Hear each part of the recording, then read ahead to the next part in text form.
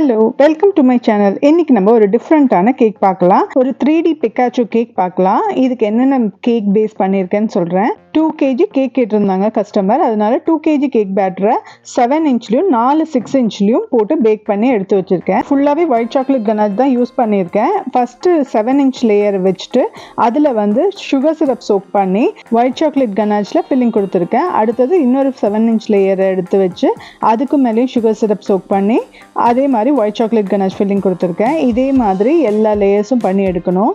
இதில் வந்து 5 லேயர்ஸ் ஆனதுக்கப்புறம் நம்ம வந்து ஒரு கேக் கார்டு வைக்கணும். ஏன்னா மேலே வந்து ஹெட்டு பெருசாக இருக்கும் பிக்காச்சோக்கு.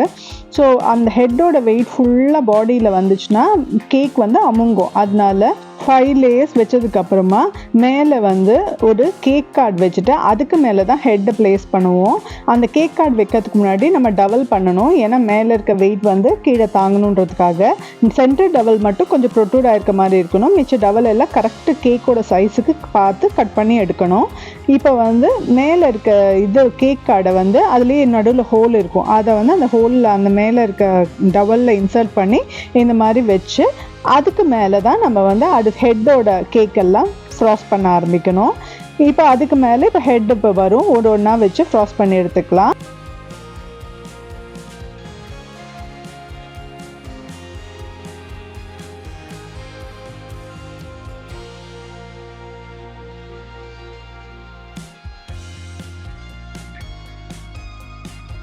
இப்போ எல்லா லேயரும் ஃப்ராஸ்ட் பண்ணிட்டோம்.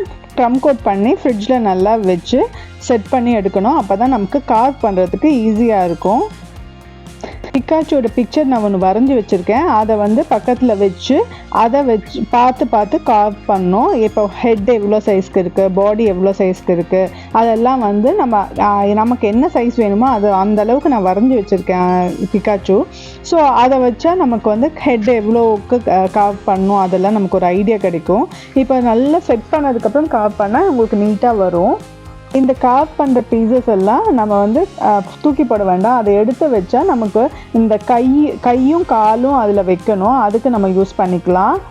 கார்வ் பண்ணும்போது கேர்ஃபுல்லாக பண்ணணும். ரொம்ப ஓவராக கட் பண்ணிடக்கூடாது. கட் பண்ணால் அதுக்கப்புறம் நமக்கு அதை ஃபில் பண்ணுறது கொஞ்சம் கஷ்டமாக இருக்கும். அதனால் கொஞ்சம் கொஞ்சமாக பார்த்து கார்வ் பண்ணிவிட்டு அதுக்கப்புறமா திருப்பியும் ஒரு க்ரம் கோட் கொடுக்கணும். இந்த டைம் நான் க்ரம் கோட் கொடுக்கும்போது ஒயிட் சாக்லேட் கனாச்சில் எல்லோ கலர் ஆட் பண்ணிட்டு தான் க்ரம் கோட் கொடுக்குறேன்.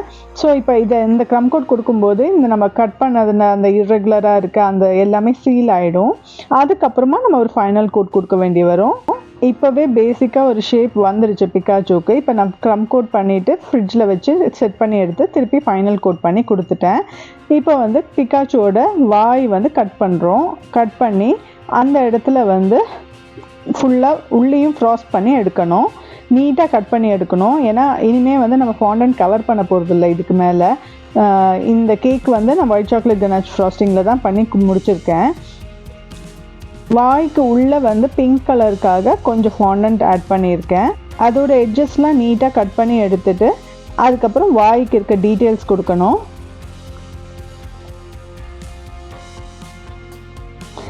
அப்புறம் கண் வைக்கலாம். கண் வந்து பிளாக் ஃபாண்டன்ட்டில் கட் பண்ணிவிட்டு ஒயிட் டாட்ஸ் 2 சும்மா அந்த ரிஃப்ளெக்ஷனுக்காக வைக்கிறோம்.